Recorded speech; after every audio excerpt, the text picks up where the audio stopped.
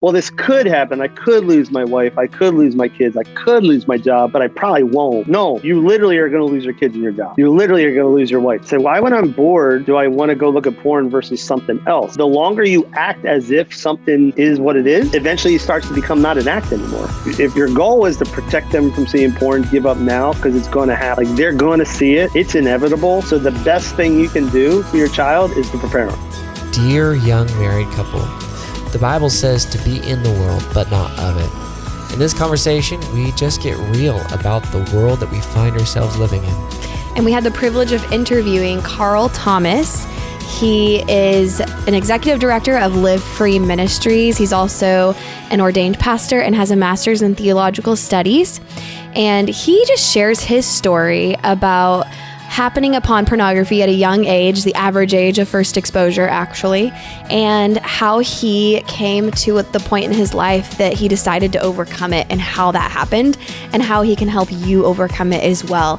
So if your story is affected by pornography in any way, this is an episode for you to listen to. Yeah, he really gives some insights, some pitfalls that people think will get them free.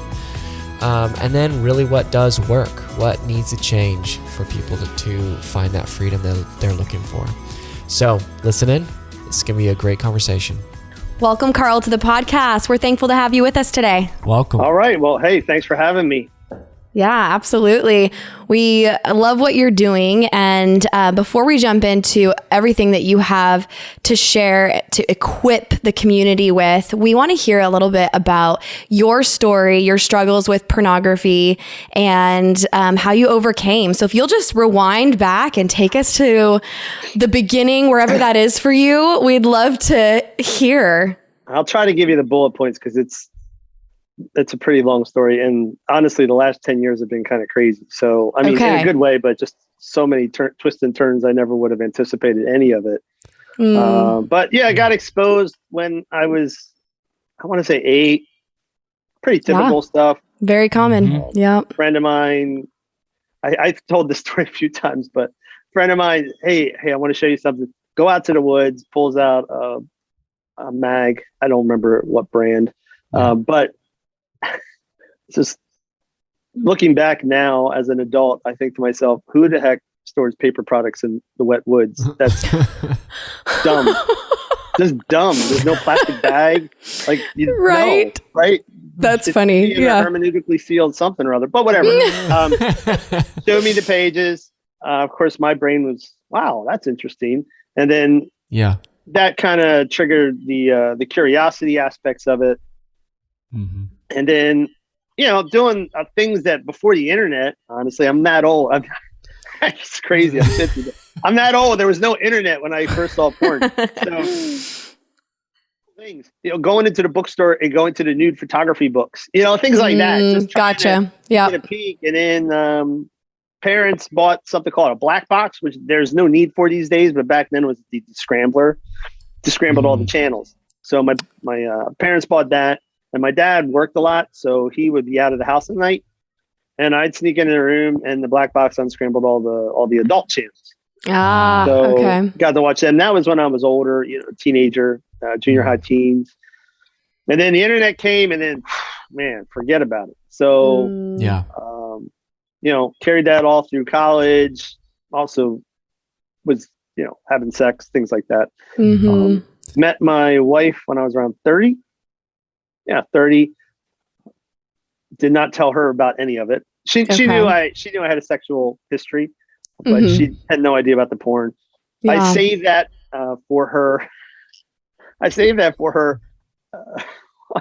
What was it? Mother's Day. Yeah. So what happened?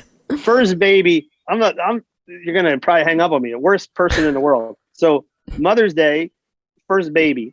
Obviously, she's going through all this stuff that a first-time mother goes through. Yeah. That night, I come down with pneumonia.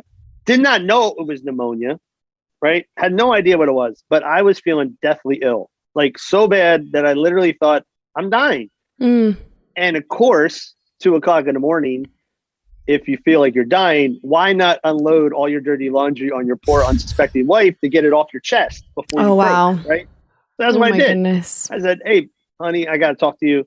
and I was crying. I told her that I struggle with porn all the time. She took it really well. Years later, she tells me the reason she took it really well is because she thought I was going to tell her I was having an affair. So she was relieved that it was porn versus an actual person. But that kind of got the ball rolling. Nice to say that stopped then. Of course, it didn't. I just got better at hiding it. Went through the next, I don't know, 5 years or so, and just up and down cycle of trying to quit, white knuckling it. Not. Did you think that you would, like, after telling her? Did you think, oh man, like, I'm done now? Yeah, I've confessed. Yeah. Okay. You know, it's just kind of common, you know. I never had the Kirk Cameron fireproof movie moment where I took my computer out and threw it in the trash can. Okay. I also never had a computer that big. That was a monster. But anyway, but I did have many moments where it's okay, I'm done, and an hour later, no. So okay. But then I started to kind of get serious about it. A good friend of mine, who's now a good friend of mine, he was a pastor. He came to our church, talked about being all in. I realized that there was this area of my life I needed to work on. Finally found a really good younger guy in the church who was my accountability partner at that point. He was also dealing. So I actually had a real accountability partner. I had tried other guys and it just never worked out, but he was in it to win it just like me. So that really helped. And then right around the same time, I enrolled in seminary to pursue an unknown Christian calling. I was in the insurance business. I was an insurance professional for 17 years. So I said, I don't know where I'm going with this, but I think God has got me going somewhere. Yeah. At the time I thought maybe church, that's a joke. I would get fired. So, but at the time I thought maybe I'll get hired by a church. I mean, I might've got hired, but it would have been for an hour, maybe. So just being real, but, so all that came out, and then weird. I hadn't looked at porn for about a month. I told this guy, Jeff, who was the pastor, who's again, now a really good friend of mine, shared with him how his message impacted me, blah, blah, blah. Used to follow Triple X Church at the time, more because of their unorthodox approach to evangelism. I mean, it's really not unorthodox. It's the way it should be, but for a lot of Christians, it's very unorthodox. Going to porn shows and telling people that Jesus loves them next to the guy selling dildos. It's very strange for a lot of people, but that's unorthodox. Roll, right? Yeah. So I loved it. I never ironically used any of the resources to get free of porn, but I did love the evangelism aspect. So they were going to the Edison Exotica. This is about 10 years ago. And they used to partner with local churches to supply half the team or most of the team. Okay. So I reached out to Jeff and I say, hey, you have a spot on the team. I would love to do this. And I don't know what the heck Jeff was thinking. He and I laugh about this now, but he said, sure, Carl. I should have never been on that trip. I mean, I'm a porn addict, going to a porn show. That's ridiculous. And were you open about this? Like, did you tell your colleagues and friends? That's how I know it wasn't a God ordained thing, because there was no dishonesty or trickery or any of that. It was just stuff fell through the cracks that should have never fell through the cracks, right? Like if Triple X Church, again, I used to work for them. So when they would, when we would partner with a church, it was up to the church to screen their people. So I didn't have to fill out an application, because the application would have asked me if I struggle with porn. Jeff never asked me. He just said, yeah, you're in. Right. So go to their training the night before at Fridays, and they do their spiel. Right. And afterwards I go up and talk to this younger guy.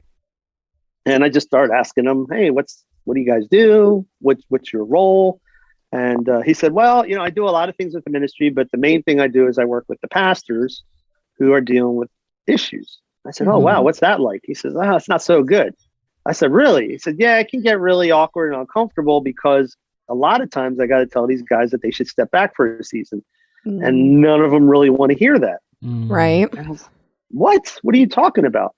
And then he starts laying out Titus and Thessalonians and all these passages I was very familiar with, but I never really thought about. Right. And he doesn't realize what my deal is. But in the back of my mind, I'm thinking to myself, holy crap. Like, this guy is basically just calling me out saying, Carl, you got no business going into this world until you get your crap together. And that hit me like a ton of bricks because I just dropped all this money on seminary with this idea of I was going to go somewhere. And so for me in that moment, I connected purpose with my addiction and the fact that if I kept dealing with this stuff, I was never going to be able to go after the thing that really, really meant a lot to me because the insurance world, it might have paid, but I couldn't stand it. Right. And so now all of a sudden it shifted the scales and it became a cost. I don't know what's the word I'm trying to think of. It just became one of these things where, is it really worth it? Normally when you struggle with porn, it's the balance is, hey, do I want an orgasm or do I want an hour of feeling like crap? And 95% of the time, orgasm wins, right? Yeah. Okay. Feeling like crap sucks, but can't compare to an orgasm. But for me, at that point, it all shifted and it was no longer short-term propositions. It was long-term. So it's orgasm, you go after what you want, which is going to shape the rest of your life. And that was a huge price to pay for orgasm. I started just finding the ability to say, no, I think I'll pass. Right. Wow. So that was your motivator. It was the long-term vision of what God had for you. Well, I think there's been studies done that a lot of times when guys like you're talking about, they don't have a very definite purpose in their life, and therefore they don't have enough of a reason to overcome this incredible mountain in their life that they can't talk to anybody about. Yeah. There's a lot of reasons that quote, addicts, if you want to call them that. I hate labels sometimes, but in the addiction world, there's a lot of reasons people have to hit rock bottom before they come up, right? Because rock bottom forces them to analyze everything and realize what's really important and what's not. And when something's threatening what's really, really important and it becomes real and not just, well, this could happen. I could lose my wife. I could lose my kids. I could lose my job, but I probably won't. When it's you literally are going to lose your kids and your job.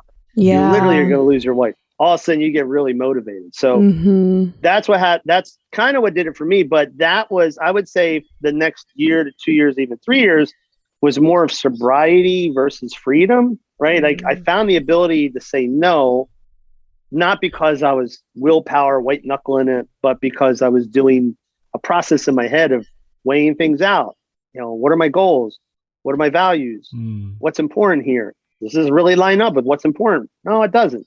Stuff they talk about when you dive into the subject of vagal tone and all this other stuff that I geek out on, right?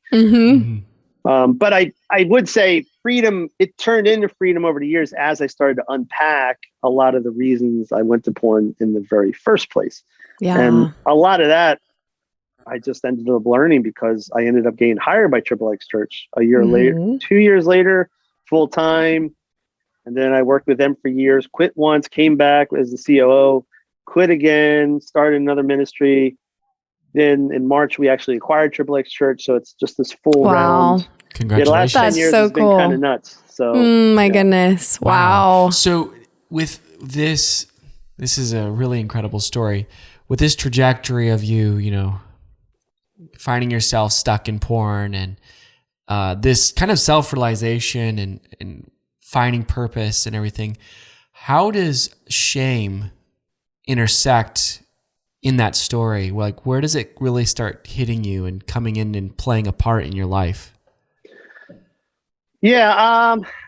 Well, I mean, I didn't know it at the time, but shame is it's a huge aspect of it. It's not only a major factor in why we continue our addictive spirals, if you will, or patterns, but it's also the initiator for a lot of this stuff because it's stuff that you carry from your childhood, self-worth issues, affirmation issues, love issues. And at the time I didn't realize I was going to porn because of those things, but that's what I was going to, right? Because it was funny. I remember, not funny, but one of the things that was a big trigger for me was boredom. So why, when I'm bored, do I want to go look at porn versus something else? And it was because looking back and realizing now, whenever I was bored, it would make me realize that I was being unproductive. And then I would look at my friends who went to college with, I was in a frat, and a lot of these guys are really up and they were very successful. Mm-hmm. I'm working at a family insurance agency, and I was doing all right, but I wasn't probably making the money I should have been making somewhere else. And so I'm looking at their lives saying, man, I am not where I really should be. And, again, the job insurance sucks. I'm sorry if you're an insurance agent. I hate it. Maybe you're passionate about it. I know there's people that love numbers and are actuaries. I think that job sucks too, but not yours. For me, it didn't work. Yeah. So boredom would set that realization in that here you are, Carl, stuck in this dead end career that you don't like and you're not being productive. So you don't really have a whole lot of worth right now. That's all going in the back of my mind, but in the front of my mind, it's you're bored. Well, let's go look at porn.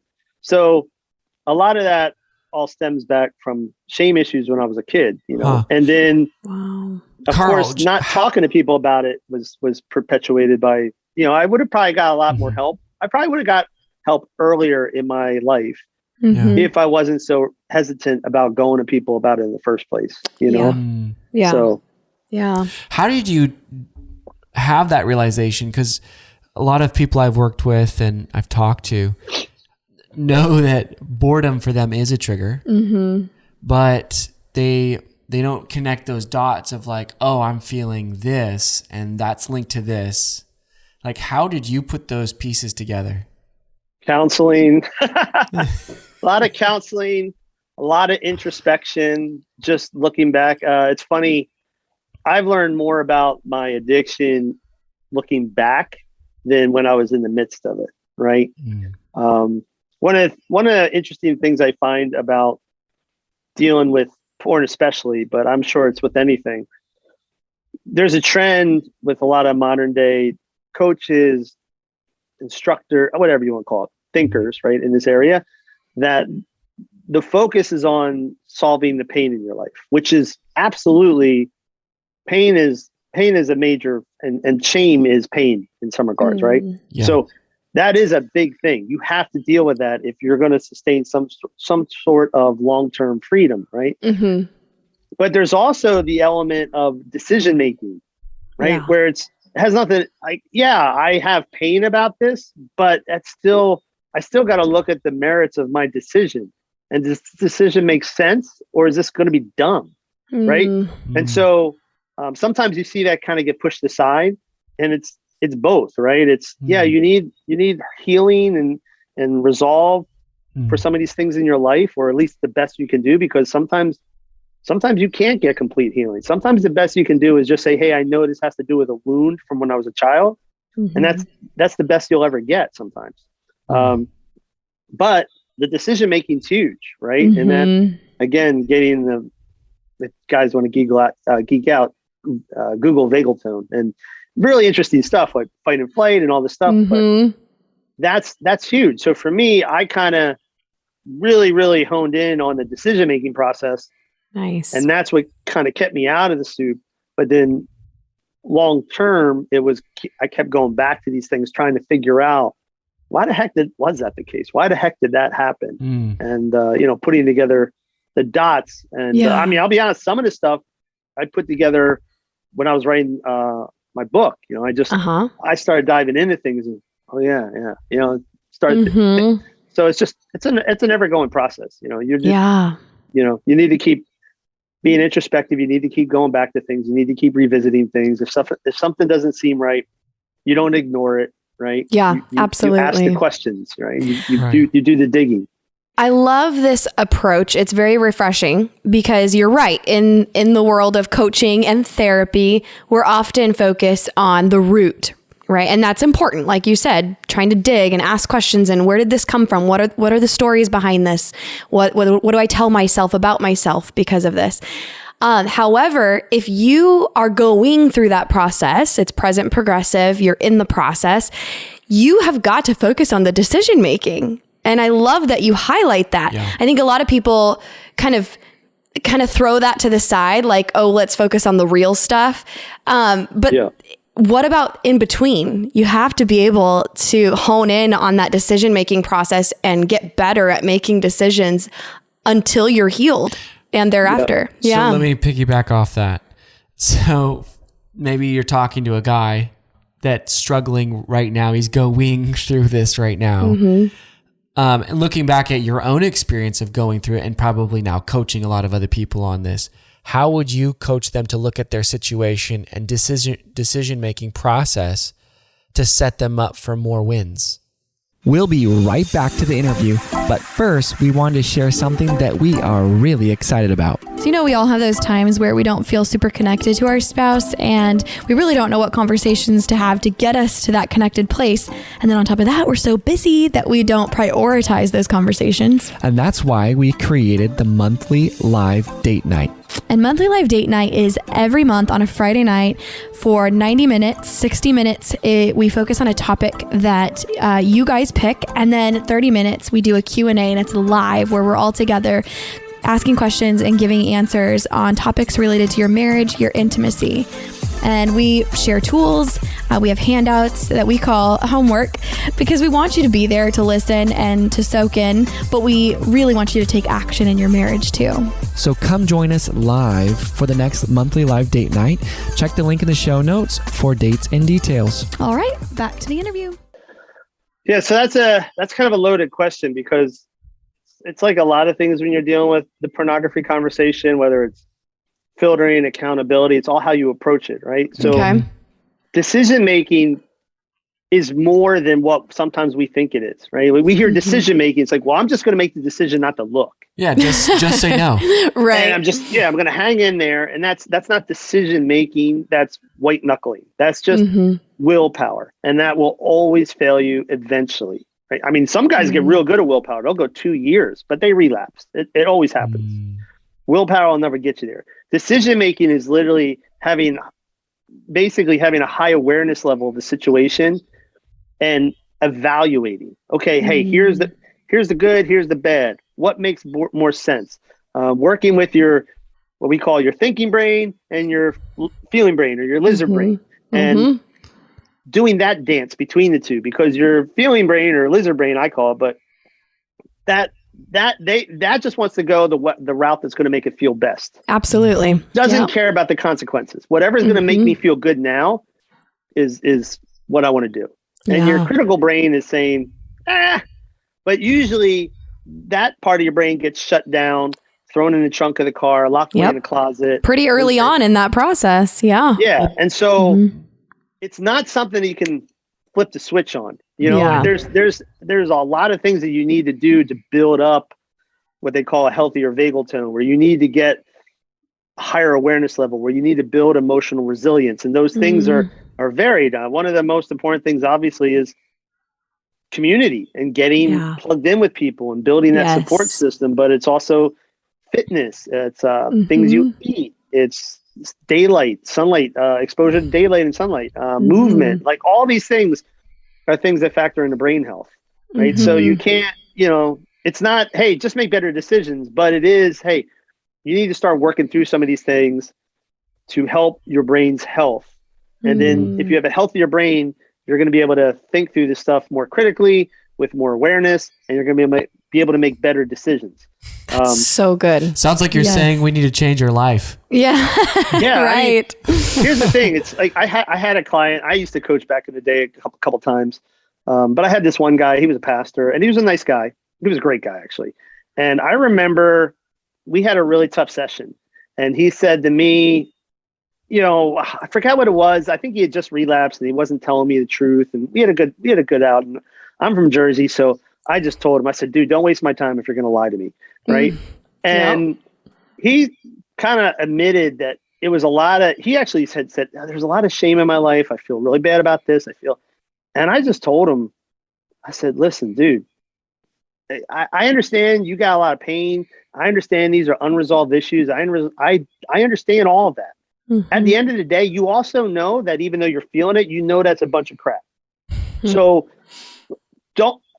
we got to get to that pain. You got to fix that stuff at some point, but you still can have the awareness to realize that what you're believing in this moment is a bunch of, and you don't need to buy into it. Like you can choose the other path, right? You can literally say, I'm going to go this route, even though I feel like this. I know that feeling is not accurate, right? Knowing something doesn't knowing that something isn't accurate and feeling it are two different things, right? You can feel it and know it's wrong. Talk about that. Talk about that. Oh, that's a big part of shame. I mean, that's a big part of, I got a book coming out called When Shame Gets Real. Mm-hmm. And I dive into this whole conversation between the thinking brain and I call it in the book, I basically say, hey, your lizard brain is kind of like the office manager, right? He's the guy handling the day-to-day ops and he just wants to get through the day. And your thinking brain is kind of like the CEO. He's the guy that's looking at the whole operation and trying to keep everything healthy. Yes. But the reality is the day-to-day decisions are going to fall on the office manager more than the CEO. CEO might not want to go this route, but the office manager is just going to do what he has to do to get through the day. Yeah. Right. And that's the thing. So you got to get those guys talking. Right. Mm-hmm.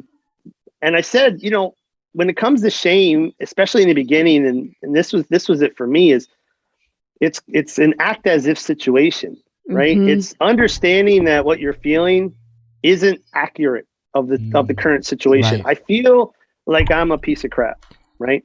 I feel like no one's gonna love me. I feel like if I'm open and honest about the situation, everybody will reject me. But you know what? I also know that what I'm feeling isn't really necessarily true. So I'm going to act as if it's not true. Even though it's killing me right now, I'm just going to push through and act as if.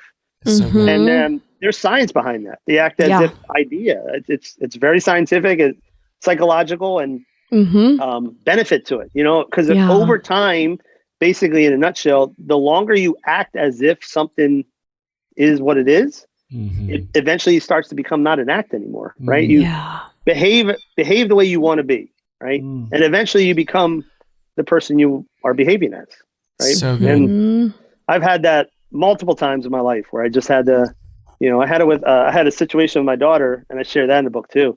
And I mean, that was rough. That was an act as if moment because, it got real when she asked me some stuff, and I was like, oh gosh, I don't want to tell her.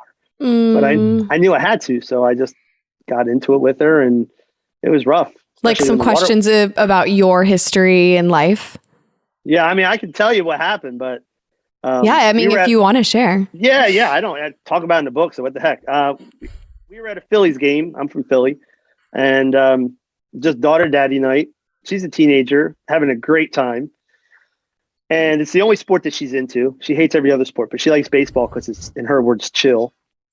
And watching it, and all of a sudden my phone starts getting texts from this guy that I used to go to church with back in the day.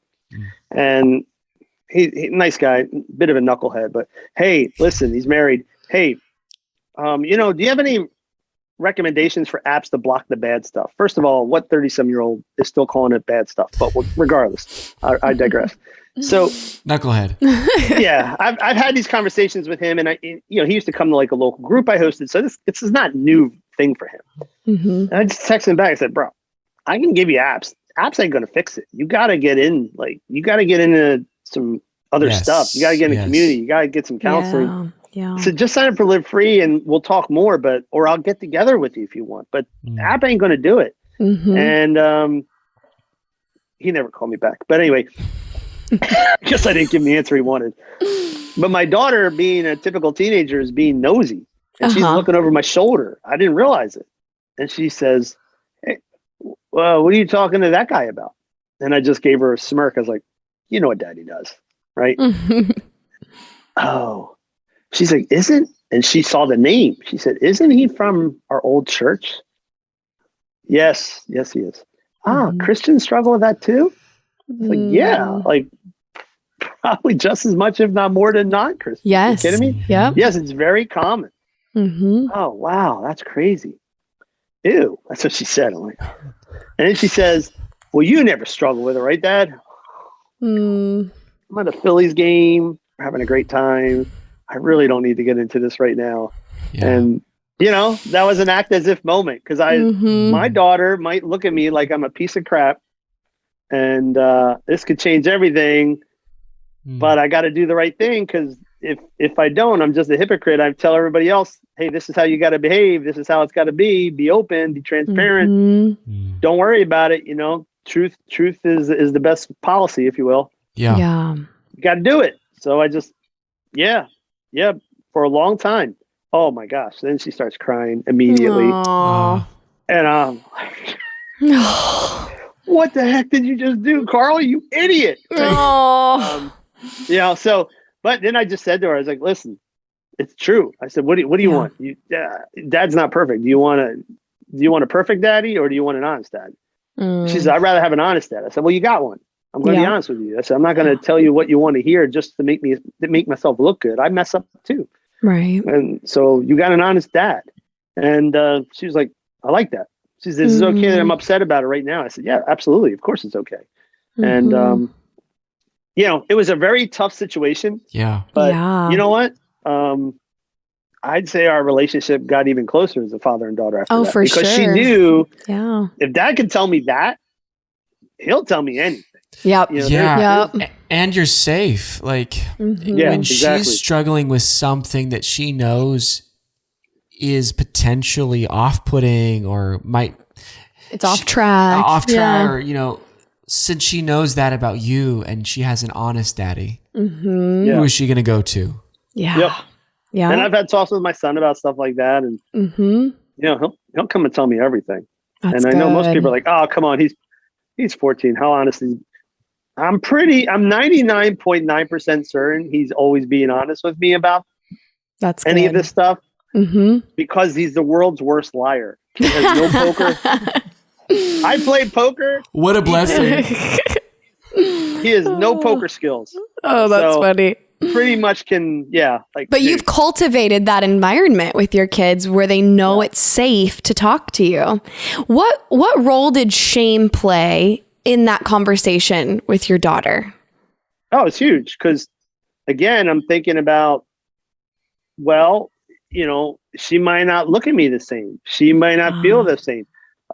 Gosh, what a jerk am I that I have to tell my daughter this at the game? Why couldn't I just stayed out of hot water in the first place? And not, it's all that. It just feeds all that. And so all that negative trash talk that shame will speak. Yeah. And when you have someone that you care about deeply and you're thinking that they might turn on you, that is real. Like that is not light. It's not light stuff. That is heavy.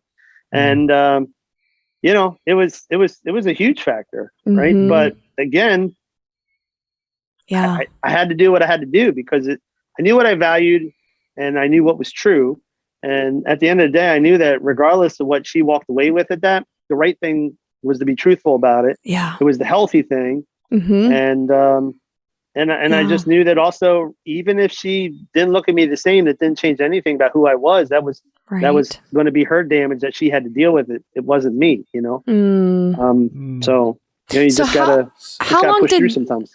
Yeah. So how long did the shame last in that scenario before it was replaced by that relief and transparency? 10 minutes. Okay. All right. So wasn't this ongoing, like several days or weeks of like, I wonder what she's thinking. Bad dad. Okay. No, she kind of wears her emotions on the sleeve a bit too. Don't get me wrong. She's not like my son. He's Mr. Emotions on his sleeve. Like kid lives his emotions. Mia will be quiet, but she's not very good at hiding her displeasure. Or her discomfort. She doesn't have a poker face either. So when she's not happy. It's like, hey, Mia, is everything okay? Yes, you're lying to me. Right? Is that a Jersey thing? Might be. I'm sure it helps. It definitely helps. It definitely helps. But yeah, so she got upset, but then she gave me a hug, and I think the honesty thing was at the end of the day just more valuable to her than the fact that I wasn't this perfect dad. I had flaws, and we had a great night. The rest of the night was awesome. That's great. Never looked back. It was fine. In fact, now we joke about it. Crazy, right? You're joking about with your wife and your kids in a room about porn. It's crazy. We crack porn joke. Kind of your business, isn't it? Yeah, we have a TikTok thing. A TikTok that we started. I don't know. Someone runs it for me. I don't want to waste my time with that. But I posted one video. They posted one video of me, and this one video got a whole bunch of views, right? And And I was joking with my kids. I said, "Hey, I'm an influencer now. I got all these views." And so now, okay, Dad's the porn influencer. Right? Oh no! That's what it is. Oh no, the porn-free influencer. There and you go. Oh yeah, so we're always and anytime like words in the house come up like corn. Did you say porn? That's weird. I don't want porn on the cob. It's like oh my goodness. Yeah, it's a little irreverent in our house at times, but yeah, it's just kind of. Do you know it's normal? Life as usual. I think some families could use to talk like that since probably 80% of the household occupants are watching porn, but nobody talks about it. Yeah. I mean, how much, like, if something came out, not if, let me rephrase that. When something comes up on your kid's screen, they're going to be open and honest. Yeah, because you've normalized much more likely because it's been normalized and they know that, hey, we're living in a fallen world and you're going to come across stuff that just doesn't work. Yeah. And there's no shame here. Like, it's not worth holding on to that. Just let it out. Let's talk about it. Let's get over it. We're living in life. Let's help each other. That's so profound. Yeah, we have couples. I mean, I just had a podcast, we do something called office hours in Triple X Church where we answer questions. And last week's question came from a woman and was about her son. And we get questions from parents all the time about how do I deal with my child about porn, whether it's how do I deal with them seeing it? How do I protect them from it? Sure. And my answer usually, I'm sure, is not the one they want to hear. But I tell them, I was like, well, I got bad news for you. If your goal is to protect them from seeing porn, give up now because it's going to happen. Like they're going to see it. It's inevitable. So the best thing you can do for your child is to prepare them. Like talk about it, be open. So when they do look at porn, they don't feel weird about coming to you and talking about it. That's the best thing you can do for them. Best thing. More than a filter or a gateway or any of this stuff or sheltering them. No, none of that's going to work. Or it only works for a time. Sure. Then That's so good. Yeah. Then they go to university and they have some freedom. And before you know it, your daughter who was sheltered and never went to parties, all of a sudden she's having sex with 50 guys in the college because she never had the freedom she has. It's just, you can't protect them, right? You have to have those conversations early. Yeah. Get them to understand the impact of these things so they can make their own decisions at some point. Right. Right. Man, so after you were talking a little bit ago about how we don't see things very truthfully, well, cognitive distortions, like, our lizard brain communicating to the CEO or the manager to the CEO, and just thinking about, like, with parents freaked out about talking about this stuff to their kids, there's fear there that's influencing that manager. Fear is influencing the CEO part. Like, I just couldn't talk about that. I couldn't do that. But the problem is it's making it difficult for that child down the road. Right. Yep. You do protect them by having these conversations. The protection doesn't come in sheltering. It comes in equipping and connecting. Yeah. And it's not, there's no lie in saying it's easy. It's not easy. There's nothing easy. Anything worth anything. Boy, gosh. My grammar teachers are probably like, anyway, never's easy. Never's easy, Yeah. And honestly, that's, for me, that was one of the reasons I wrote the book, was because I've been working with, now running, whatever you want to call it. Like I was with Triple X Church for close to 10 years. The organization itself has been around 20 years. Probably one of the first to talk about this issue at all. Nobody was talking about it, right? Yep. And so they were, give them a lot of credit. They were the first to get bold about it and talk about it. And so 20 years later, we're acquiring this organization back. And as we're doing the rebrand and the revamp, it's okay. Hey, how do I want to, I liked what Triple X Church back in the day kind of stood for, but there's some other things that I want to kind of curtail and be a little more focused and a little more this and a little more that. So as we're going through all that, our mission statement and our branding and our vision, one thing that kept jumping out at me is, it's funny. We've been doing this for 20 years, and yet it's just as bad, if not worse, than it's ever been. Right? Yeah. When we did it, there was no one doing it. Now, like literally, there's people jumping into porn-free coaching because it's good money. Like, it's crazy. Like that's actually a demographic that people are going after because it's a profession now. There's tons of organizations, and some are great, some not so great, whatever, but tons of organizations talking about this topic. So you have all this awareness, all these coaches, all these books, all these programs, more resources and conversation about this than ever before. And yet it's no better. Right. Something's broke. Right. Smoking, just use that as an example. Smoking, when I was growing up, was a big thing. Everybody smoked. Every teenager smoked. If you were cool, you smoked. I smoked in college for a little bit. Almost nobody smokes anymore. Right. Except for the 50-some or 60-some-year-old cranky neighbor. Like, they'll still smoke, but most people don't smoke. Yeah. Awareness campaigns made a difference. Clearly, however they approach smoking worked. It worked. Yeah. Right? Yeah. Not with us, and I think we've tried some of the things the smoking campaigns did, but it's a different fit for different things, right? You can't paint the same label. Doing most of the conversation around sex and porn these days, usually, especially porn, comes down to one of two things. It's either let's talk about how bad it is and destructive it is, or let's talk about strategies to get away from it. Okay.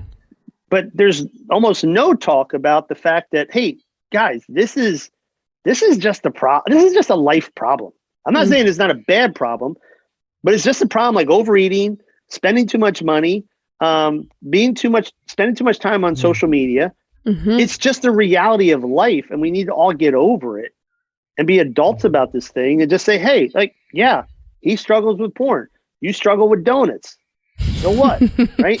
Yeah. Now let's get to work. Right. And that's the big thing is we don't talk about it. So like you said, with parents, why do our kids grow up so ill-equipped? Because our parents are afraid to talk about these topics because of the shame that surrounds these conversations, right? Yeah. It's taboo. It's dirty. It's no, it's none of that. It's none of that. It's just life. And in some cases, when we're talking about sex and sexuality, it's not even just life. It's a beautiful part of life. It's healthy, right? Why do we talk about sex like, oh, well, you can only talk about sex? No, sex is a wonderful thing. Yes. And we start talking about it in a really healthy way with our kids and let them understand the value of it. Maybe they'd walk away with a bigger appreciation than just don't do it. Absolutely. It's profound. Yep. We 100% agree. Big advocates of that.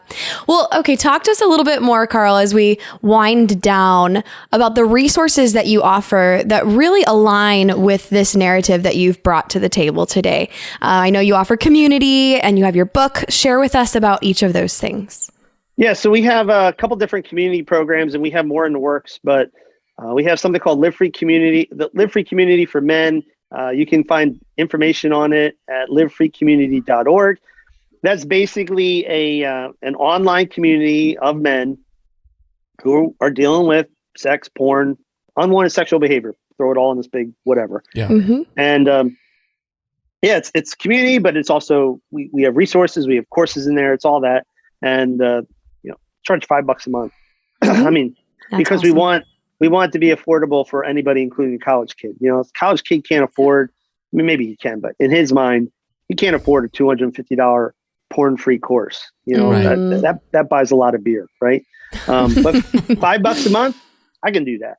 Okay. So the whole thing is our vision, our mission, or just not vision, a really big value of our ministry is recovery needs to be affordable and accessible. That's that's a heartbeat.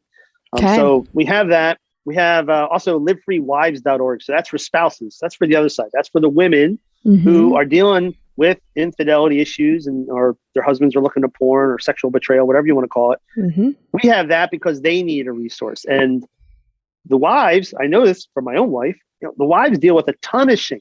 And it's so ridiculous when you think about it, but they feel shame because in their minds, it reflects poorly on them. What did I do? Why is her husband have an issue? What's wrong with her? Like that, these are the narratives that spin through their mind. Right. Yep. And I say it's ridiculous, not because, oh, you're ridiculous for thinking that, but I'm saying logically, right?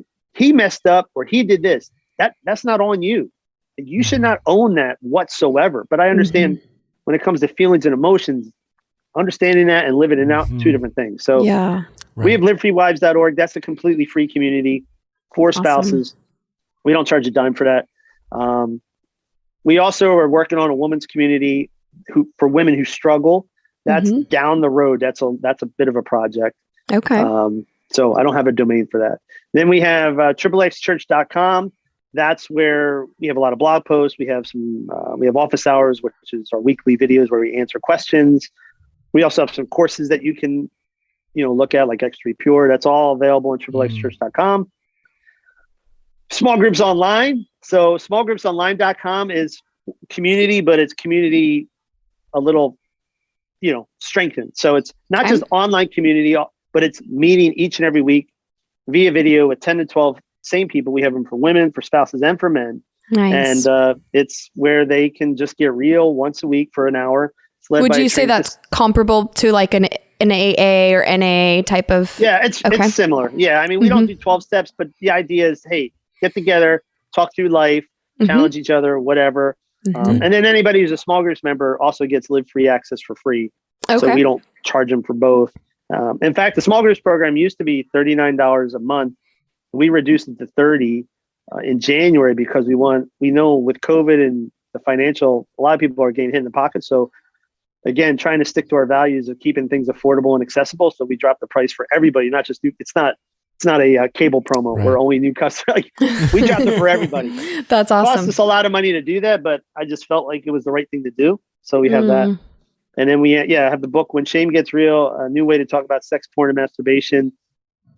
That's coming out February 8th. Okay. Nice. And, awesome. That's going to, congratulations. On that, that's close. Thank you. Yeah. So the information on that is at whenshamegetsreal.com. And we're also working on a small group study for that. And, a workbook and things like that. So very good. Yeah. No 6-figure masterclass.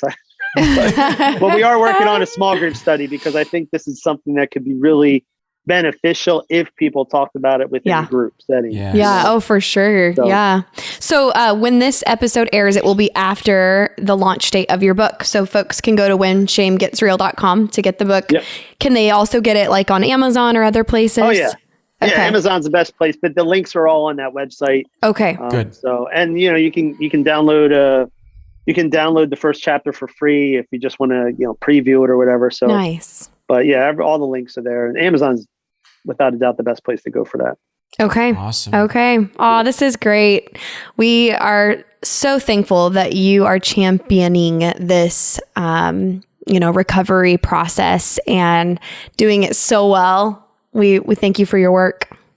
Thanks. Well, hopefully it's well, but thank you for having me. It was fun. I appreciate the conversation. It was great. Absolutely. Well, we like to close all of our episodes by asking the same question, and we'll ask it to you. So going back to the first couple years of your marriage, how long have you been married now? This will be 20 years. 20 years. Congrats. It's a big year. 20 year anniversary. Triple X Church is turning 20. Yeah, it's big year. Wow, definitely. Yeah. Okay, so rewind back 20 years ago, those first couple years of your marriage. What advice do you wish you would have received? And then you'll fill in the blank. Dear young married couple. So this might sound at first cliche, but I promise you I'm going to go a different direction with it. Okay. So the first part is going to sound completely cliche. It's not about you, right? The second part is where I'm going to go a little different. It's about us. I know when I was growing up, going through a lot of churches, the typical, and I understand the concept, don't get me wrong, but the typical thing is it's not about you, it's about serving the other, right? I get that. What happens though, and with all these things, is what sounds great is we attach certain assumptions and that can become unhealthy where it's not about me, it's about you. So yes, I'll serve you, but I might also accommodate you. I might also enable you. I might also, do whatever's needed to keep you comfortable. And that's not always healthy. Right. And I get into these conversations usually around sex, not just porn, but just, hey, we're not having sex. Well, she doesn't want to talk about it, so I don't want to piss her off. Well, man, that's not the answer. Now, don't be a jerk when you talk to her about it, but not talking is not serving her. You're hurting your marriage if you're not diving into the issues, because you might you might be really messing up something, right? The way you're doing things. And if you don't know what it is, you're going to keep hurting her. Yeah. So she might not like it, but you got to bring it up, right? You got to go to marital counseling, whatever. So it's not about you. It's about us. What's going to make us healthier? And what's going to make us healthier is more than likely going to make both you and me very uncomfortable for a little while. But that's okay. Absolutely. We'll get to a better spot together. Yes. So it's about us. It's so true. Yep. It's so, because when you go to those hard conversations, it's always going to upset the boat a little bit. It's going to make waves. Yeah. You confront to connect. If you're married to a guy who's a type 8 anagram living in New Jersey, without a doubt, it's going to get, without a doubt, it's going to get a little bumpy sometimes, but that's okay. My wife's, she's a type 2. I don't know if you guys are anagram junkies. So she's familiar with it. Not junkies. She's a type 2. So she's a pleaser, but she has a bit of a backbone and she don't take a whole lot because she's in Jersey. So you're a great pair. Oh yeah, she can hold her own. I don't steamroll her at all. That doesn't happen. That's awesome. Carl, this has been fantastic. Yeah, and thank you so much for all the work you're doing with men and really changing the conversation around this subject. It really needs to happen, especially if the church is going to make the difference it needs to in the world. Yep. So thank you so much. Can I ask you a quick question? Yeah. So since the name of your podcast is Dear Young Married Couple, right? Yes. Are you dealing with primarily millennials? A lot of millennials. Yeah. We have Gen Z, we have, Gen X, but mostly millennials. Yeah. I'm probably breaking form here for your show, but I would say fine. For them, I would just say a message to them would be, hey, listen, don't wait for people to change it for you. You need to change it. Because we've been trying to change the way this conversation has been handled for 20 years. The problem is old farts like me, right? If it didn't happen by now, it ain't ever happened, right? You're a 50-year-old pastor. He's not going to change.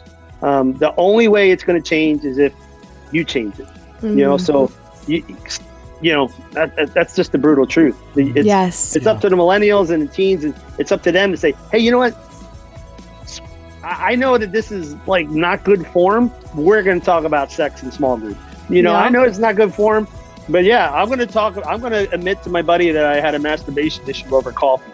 Like, you got to go there, and if they start changing it, the culture will change eventually, but it's going to take time. Absolutely. Yeah. Don't wait for the 50-sums and the 60-sums or even the 40-sums to change it for you. They ain't doing it.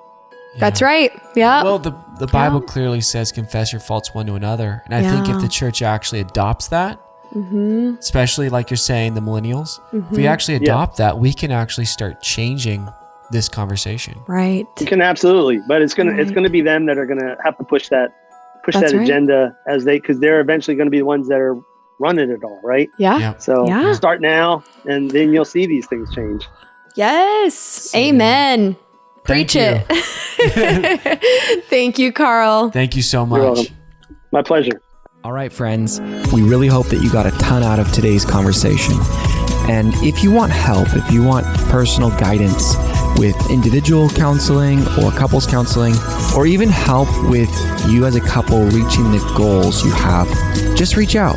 Give us a call at 916-678-1797 or shoot us an email at hello@dearyoungmarriedcouple.com. No matter where you are in the world or in your marriage, we can set up a counseling session with you and we can work toward progress. We also post marriage advice regularly on our Instagram, which is @dearyoungmarriedcouple, and we'd love for you to join us in conversation there. All right, see you next week.